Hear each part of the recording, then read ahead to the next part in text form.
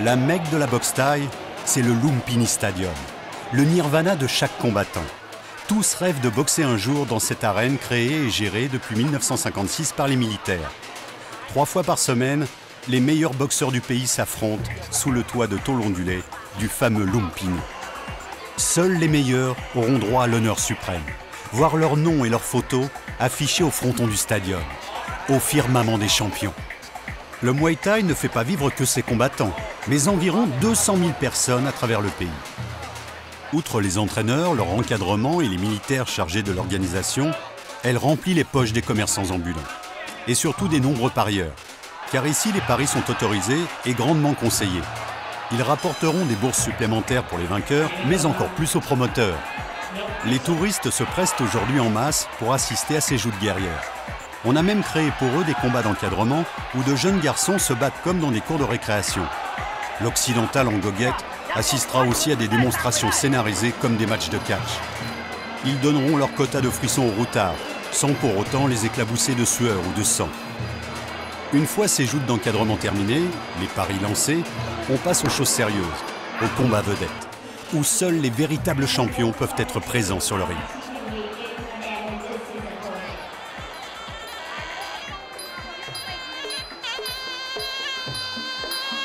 Le combat va se dérouler sur un fond musical traditionnel.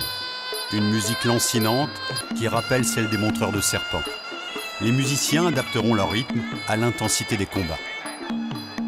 À l'entrée sur le ring, les boxeurs exécutent une sorte de prière, le Waikru, un cérémonial destiné à rendre hommage à leur entraîneur.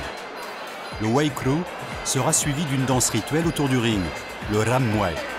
Ces gestes codifiés servent également d'échauffement. Le Rammuay est propre à chaque club.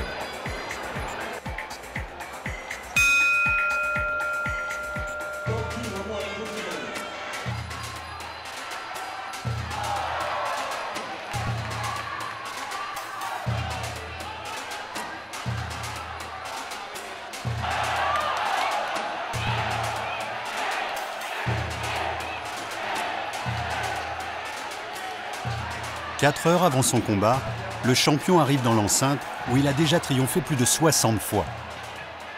Depuis 50 ans, le Lumpini offre le même confort sommaire aux champions qui s'y affrontent. En guise de vestiaire, on leur réserve un coin des toilettes hommes. Les champions devront s'y préparer dans les odeurs d'urine, les clameurs de la foule et les ricanements des habitués de la buvette.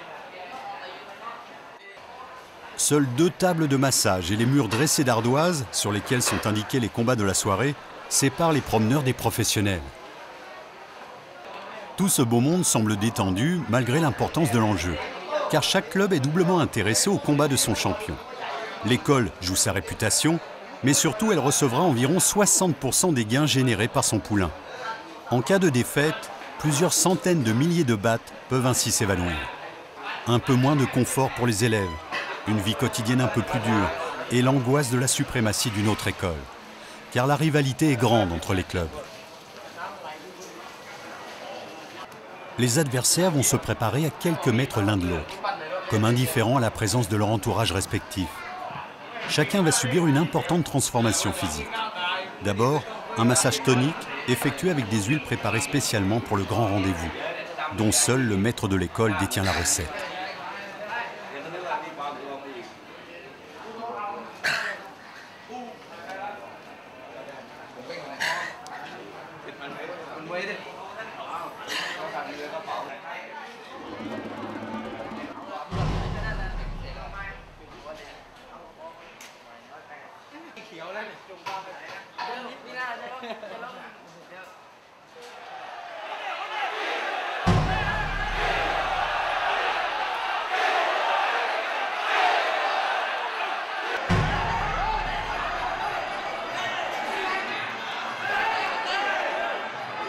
Dans la salle, les matchs d'encadrement se succèdent.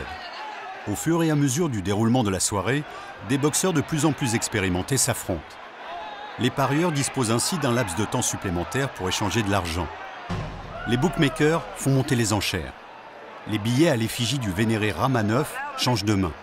Des sommes très importantes transitent par les doigts experts des parieurs qui utilisent des codes que l'on croirait tout droit sortis des anciennes corbeilles chères aux boursiers.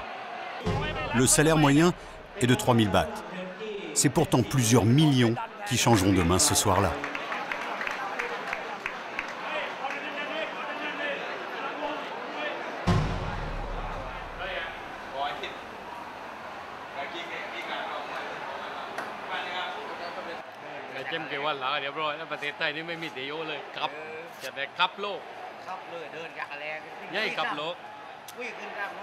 Le bandage des mains est un des moments cruciaux de l'avant-combat. C'est une véritable science qui pourra augurer du résultat final. Un mauvais bandage et le champion risque la blessure. Il pourrait être diminué et connaître la défaite. Le boxeur doit avoir une confiance complète en son soigneur. C'est aussi le cérémonial qui marque la préparation mentale du combattant. Le champion va bientôt se retrouver seul face à son destin, un simple guerrier en proie au doute, à la peur. Au fur et à mesure que les bandelettes se posent sur ses phalanges, le combattant fait le vide, tente de conjurer l'éventuel mauvais sort. Le bandage des poings est un véritable rituel. S'il a l'impression que son soigneur a bien fait son travail, le boxeur sort rassuré, comme si le chemin vers la victoire était maintenant tout tracé.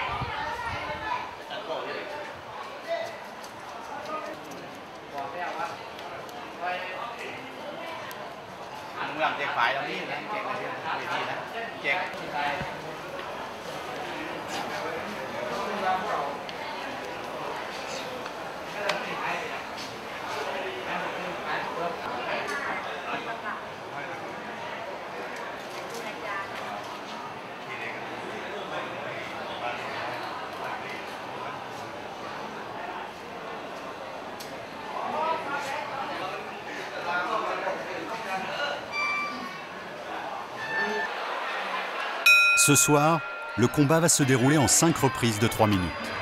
Les coups permis sont coups de poing, coups de genou, coups de pied et même coups de coude, souvent interdits en Europe.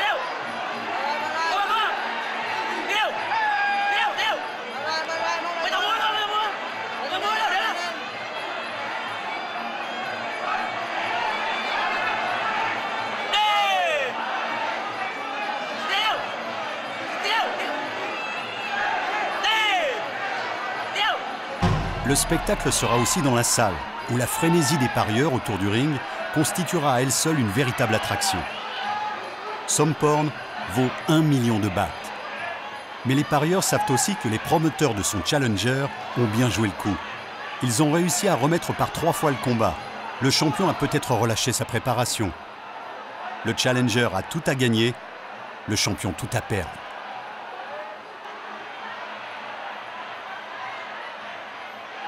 Trop dangereuse, la boxe thaïlandaise a même été interdite en 1921 avant de réapparaître 10 années plus tard, adoptant au passage quelques règles de compétition de base empruntées à la boxe anglaise.